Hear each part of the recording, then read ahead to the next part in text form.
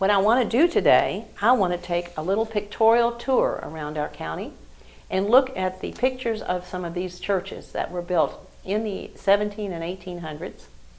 Some of these buildings actually were built in the 1900s, replacing the earlier ones because tornadoes and fires, windstorms, all types of things happen to our churches. But we always come back and rebuild because that's what faith is. We accept what's happened and we have our faith that what we do will be important and will continue the church and our faith. Cedar Creek Baptist Church is located on the Bellwood Road off of US 62 west of Bardstown. It was erected in 1852 to 54. On July 4th, 1781, 16 days after the organization of the Severn Valley Church in western Nelson County, John Barnett, assisted by John Gerand, constituted the Cedar Creek Baptist Church. Thus, this congregation is the second oldest Baptist group in Kentucky. The first pastor was Joseph Barnett. Mill Creek, over here. This is Mill Creek Church. Mill Creek Baptist Church, seen here in 1930, was a clapboarded log structure built in 1793. It was torn down and replaced by a new brick church in 1952. The second church burned in December of 1987. A community effort built the present church and the Sunday school building in 1988. I think this is an interesting picture. This is a river baptism taken from a booklet awarded to Sam Parrott for perfect attendance at the Mill Creek revival services, August 4th to 15th in 1930. They still are baptizing people in rivers around Kentucky. Woodlawn Methodist Church. I think I'm going to go to this other book because I think this has a better picture. I mentioned the Poplar Flat Church. This is the brick Poplar Flat Church, which was located in the cemetery. It was first organized as Ferguson Chapel in 1790. Right, you can see the cemetery stones. It was organized in 1790. This brick building was constructed about 1848 and was located in the cemetery. This is a 1900 view. In 1908, a new church was built in Woodlawn, approximately 1/2 mile away. And we have a picture of that church right here. Right down here. It's still used today. That's a very good picture of the church. And when you go from the very simple brick box church that they would have had in the 1840s, that is a Methodist church there has had a lot of history over the years. Botland Christian Church. We're going in neighborhoods. Botland and Woodlawn are close together, and I want to go show you the Botland Christian Church. And if you look at it, you'll think we're looking at the Mill Creek Church made out of brick because it has very much the same two doors, one for women, one for men. It faced the highway then, and then we changed the highway. So when they changed the church to reflect the fact that their front door was moved around to the other end to face the highway. This is the original church and built in 1845.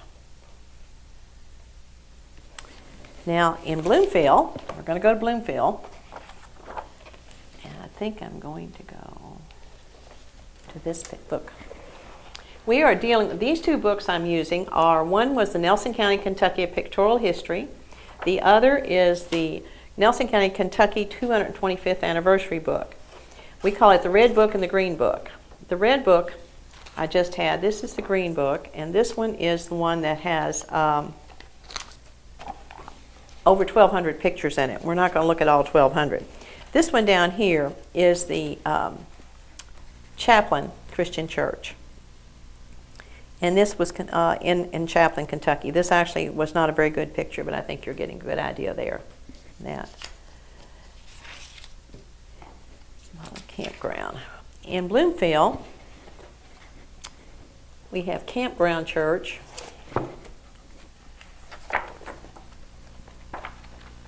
There we go. Good. These are all on 2 pages here. We're going to go.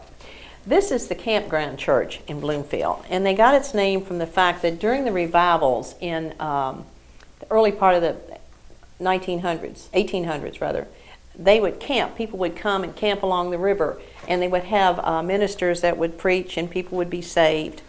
And this was 5 miles south of Bloomfield. It's still there. This building was erected in 1842. The 2 front doors, like the others, divided the men and the women. The date, 1842, is carved into the brick on the front wall. The builder was William Ray, and the name comes from the earlier use as a campsite for the worship service. The original Bloomfield Baptist Church, which is down here, was built in 1827. This is a very, very old church. The congregation was meeting by 1791, as the plaque indicated. This is a 1900 photo, and it shows it as it looks before it was damaged in the tornado of 1923. The design on the front was drastically changed when it was repaired. The monument to Reverend William Bond, pastor of the church from 1837 to 1869, was removed from the front to the side at that time. Can you see the kerosene post lamp? It's right here. It's very hard to see, but that's a kerosene lamp. And that's that's like a street light, we would call it today. Over here on this page, we have the view of the Presbyterian Church in Bloomfield, right here. Let's see.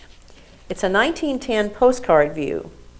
It was built in 1852, renovated in 1896, and destroyed by fire in 1956. So this church is no longer over there. Some of the materials were salvaged to be used in building of a new church in 1958. Now the big spring, and here is the spring, I'm going to talk about it in a minute.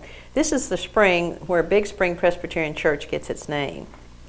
We'll be seeing that here. It is on the road to Taylorsville. Well, it's not there. Here we go. I'm sorry, it is there. Too many pictures. Up here in the corner, see all of the greenery stuff. This is a very old church. This is how it looked before 1923. In 1923, the church steeple was blown off during a tornado. The congregation was organized in 1794 and the building constructed in 1830. Across the highway is the Big Spring Cemetery, used by the entire community, not just the congregation of the church. When you drive down the road to Taylorsville now, you'll see this church without that steeple. And it does look kind of strange because you think, well, you know, that it has the foundation for the steeple, but no steeple. It always had a beautiful iron gate out front. I always like to see that one. The big spring that I showed you earlier down here is about 2 miles from Bloomfield. The old Presbyterian Church and the adjoining cemetery take their name from the spring. It's been the source of water from prehistoric times to the present. Indian tribes camped on the land around the spring, and many Indian artifacts have been found in this area. It provided water for both the Union and Confederate troops during the Civil War. In modern times, people have reported seeing unique small fish with impressions where eyes should be. I didn't see any of those when I was there. The spring was the source of water even in the droughts of 1818, 1834, 54, 81, and 1903. We had droughts all through the 1800s, but you could always go there and get you a drink. Yeah.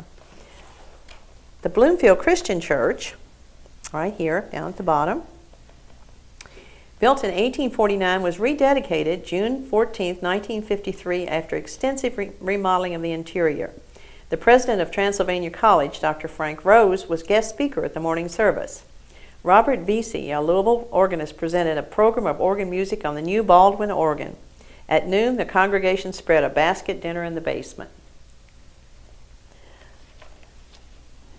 The interior of St. Michael's is what we're going to look for next here, and it's right around the corner here.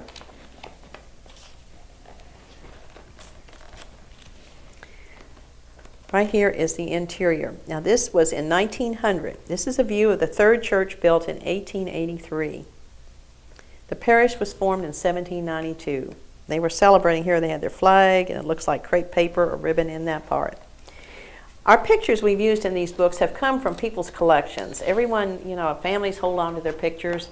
They don't know what to do with them. They don't want to throw them away, so they bring them to us, and we try to share them with everyone by using, putting them in books and letting everybody have access to them. We're going to Cox's Creek next, and poor Cox's Creek Baptist Church. The Methodists burned, and the Cox's Creek Baptist blew away. So everyone has their trials and tribulations. This is the second church of the Cox's Creek Baptist Church, right here. It was built, the first brick building in 1818. This was built in 1818. It was torn down in 1870 because of unsafe walls. The walls were not secure, not steady. They were afraid they were going to fall, so they tore it down and built again. This is a 1935 picture, right here, of the Cox's Creek Baptist Church, built in 1871 and destroyed by the tornado of 1942.